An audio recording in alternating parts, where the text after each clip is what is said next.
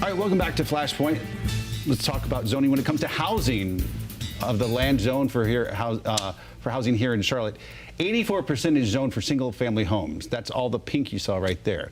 But there's an effort that's slowly gaining momentum in Charlotte that could eventually allow for more affordable townhomes, duplexes, triplexes, that sort of thing in your neighborhood. As city leaders create the 2040 vision, they are considering a major zoning change that would challenge the long-standing premise of the one home per lot idea. NBC Charlotte's Nathan Morabito shows us how this has the potential to impact a lot of people.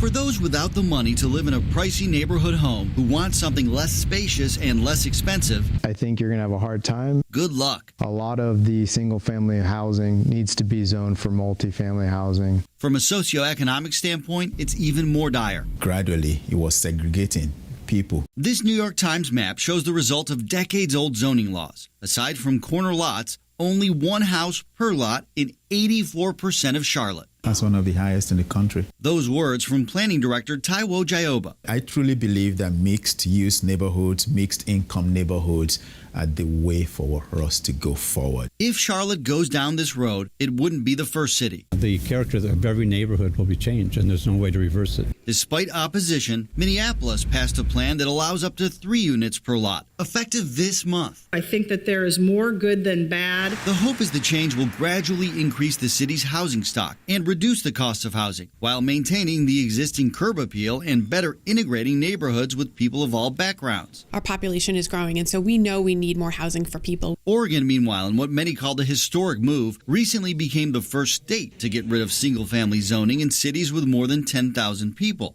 But Grand Rapids, Michigan really blazed the trail. The city told us it's helped create healthy neighborhoods and good housing options, but hasn't necessarily solved the affordability problem. Change comes gradually. Jayoba used to work for the city of Grand Rapids and remains in regular contact with Minneapolis' long-range planner. A city like ours that's growing increasingly diverse definitely becomes better as we allow different forms of housing units. While some say the jury's still out, he believes change is necessary, and not just zoning. Charlotte's also considering relaxing restrictions to allow for more in-law units, so when people get older, they can age in place. You and I, regardless of our age, can live there and still feel that we belong, and we have accessibility to the same things that make life livable. As a city leader, why is that important? Well, I mean, I don't think that people realize how precarious of a situation we are in right now with our housing stock. I mean, we got an update last year that our reserves of units that are available for literally the roughly 97 or 100 people that move into this region every day, they're at levels that are very dangerous. And when you reach a certain point, all of a sudden everything skyrockets and gets out of control. So building more units, and like I said earlier, you know, the next couple decades are going to be more about growing up than out, are so fundamental. And I think this goes back to what Taiwo said a minute ago. The two types of zonings are, again, conditional and conventional.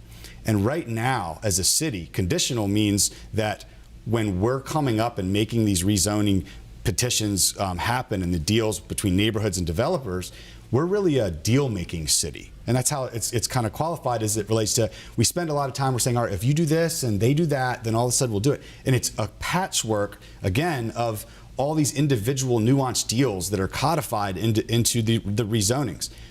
We have to move more towards conventional, which conventional, again, is like, here's what you're allowed to do, and it gives the private sector and the developers a lot of forethought and foreknowledge before they come in, which shortens the amount of time, and it actually reduces a lot of the cost, which makes housing more affordable, and it's going to make them build more. So we have to go from deal making to planning.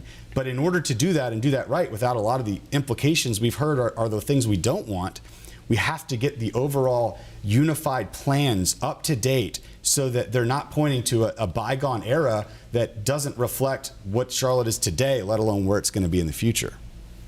So for me, I appreciate Councilman Bakari's comments about the precarious situation, but if you live in Charlotte, you know the precarious situation. Myself, single parent, homeowner, Wesley Heights, I went from in 2011 to a $100,000 value to a $325,000. I'm looking at a $3,000 tax bill.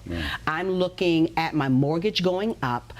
And I'm tirelessly working with County Commissioner Mark Jarrell to try to help the elderly that live in my community to get tax exemption and homestead inclusion. So we are very much aware as homeowners about how precarious our personal reserves are to being exhausted. So I think that the city leaders, I think that the administrative leaders, they've got to do a better job of looking out for the common man, regular citizens, when they have these wonderful, grandiose 2020, 2030 ideas of what they want Charlotte to look like. I agree fully, but I think the point that can't be lost here is, you know, aside from, yes, I agree with you, we should lower tax rates in town because the impact is, it actually does affect affordable housing. We have to get more people. Those that are most in danger of this are renting. And we have to spend as much time as we do on affordable housing and building it with the developers as we do transitioning people that are 60 to 80% AMI from renting into home ownership situations so they can benefit as this economic tide lifts all boats. It does. We have to do education also because people have to realize that are renting, what is the Beacon score? How important is that? The education financial counterpart is essential to home ownership. All right, more about what you can do after this.